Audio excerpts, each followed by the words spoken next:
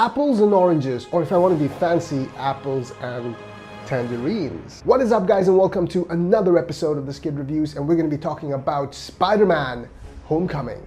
We have had 3 Spider-Man so far: Tobey Maguire, Andrew Garfield, and Tom Holland. And I've always used the apples and oranges idiom to talk about the previous 2 incarnations of the Spider-Man character played by Tobey Maguire and Andrew Garfield. That's because I thought that both those actors brought something different to the Spider-Man character. They did their own stuff with it, and it was very unfair to compare the both of them. Because I think both these actors did a pretty good job with the Spider-Man character, except for Tobey Maguire. The hell was all that about? But having watched Tom Holland's Spider-Man Homecoming, I have come to realize that there is a huge similarity between Tobey Maguire and Andrew Garfield, and that's they're not Tom Holland. It turns out that Tom Holland is the perfect actor to bring back the Spider-Man character that we fell in love with as kids in the comic books. Tobey Maguire and Andrew Garfield couldn't really achieve that comic book feel of the Spider-Man character, but Tom Holland, now this is a different story. He does that masterfully. And he is helped by a host of brilliant actors like Marissa Tomei as Aunt May and Michael Keaton, the wonderful Michael Keaton, as the Vulture, who complement Tom Holland's performance in this movie and makes Spider-Man Homecoming one of the best Marvel movies ever. There's a very light, high school romantic comedy vibe to this movie, and you know what? That's what I've always wanted from a Spider-Man movie. Not every superhero movie needs to be very gritty and full of explosions. Yes, there are explosions in Spider-Man Homecoming, but that's just a small part of it.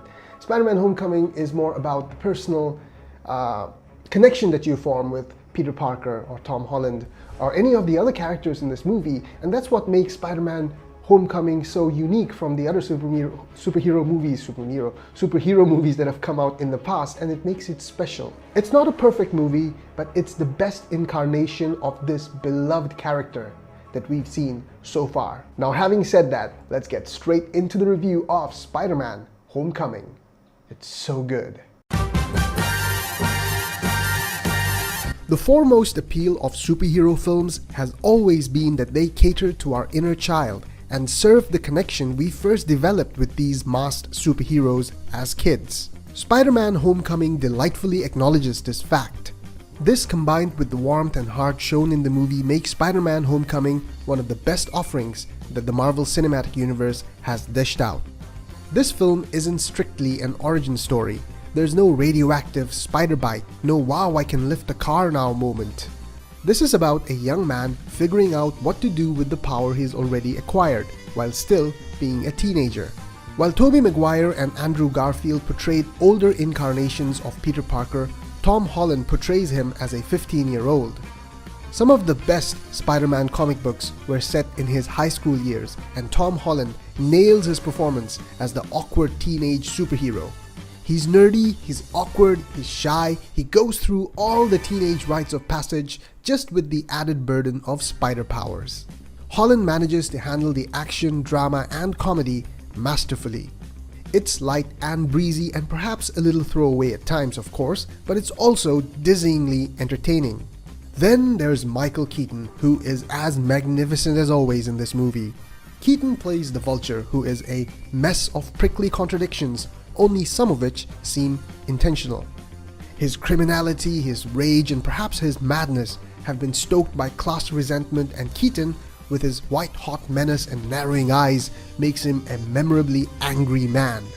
He's not out to destroy the world, but he'll do anything to protect his loved ones, and when he crosses paths with Spidey, that includes murder. It's simple and it works. As for the other cast members, Holland is handed a perfect foil in the form of Ned, played by Jacob Batalon, the traditional chubby sidekick with a touch more depth. And despite what the trailers might suggest, Robert Downey Jr.'s regular cameos as Tony Stark don't unbalance the film. He's more like a guardian angel than a full-blown Mr. Miyagi-style mentor. Granted that Spider-Man Homecoming is not perfect, it does have some flaws. Indie director Jon Watts doesn't have a lot of experience with large-scale action, and it shows. The climatic dust-up gets a little blurry. Some of the supporting characters, particularly Laura Harrier's sprightly love interest Liz, can get a little lost, but the blend of humor, pathos, and wall-crawling antics is perfectly judged. There's a good reason the Spider-Man series has been rebooted twice since 2002. In our imagination, Peter Parker remains and always must be a teenager.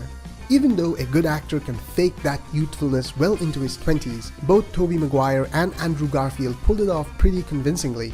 The shelf life of this particular role is short. But with Tom Holland, Marvel appears to have rediscovered the true heart of Spider-Man. So there you go, that was a review for Spider-Man Homecoming. Now, Marvel Studios have done a very good job with this character, especially given the fact that Spider-Man is a character that has went through 2 reboots with Sony Pictures. But now finally, the cinematic rights for the character are back with Marvel Studios and of course with Disney as well, and they did a really good job with it. So I'm gonna say something serious here. Intense close-up. Okay. Fox Studios. You did a really good job with Logan. You did a brilliant job with Deadpool. I can't wait for Deadpool 2. You did good jobs with the X-Men franchise, especially the first couple of X-Men movies. But you know, maybe it's time for you to, I don't know, maybe give back the X-Men franchise to Marvel Studios, please. Did you see the goddamn Inhumans trailer? It's so bad. And we're stuck with the Inhumans because the X-Men franchise is with you guys. Come on, Fox. But I digress. This is about Spider-Man Homecoming, and this is a brilliant movie. You should definitely go check it out. It's a different kind of superhero movie. It's a kind of movie for everyone. You know, if you don't need to be a superhero fan to enjoy this movie, you don't need to be a comic book reader to enjoy this movie. This is a movie for everyone, and I encourage every one of you to go and watch this movie. So what did you guys think of Spider-Man Homecoming? Did you like it? Did you not like it? And do you think Fox Studios should get back the X-Men franchise? I'm sorry, but that thing bugs me a lot. Anyways, let us know in the comments below what you thought about the movie. As always, thank you so much for watching, and if you want to see more content, please do leave a like, and maybe you can subscribe to our channel. It takes only a second and it helps us out a lot. So until next time, I will see ya!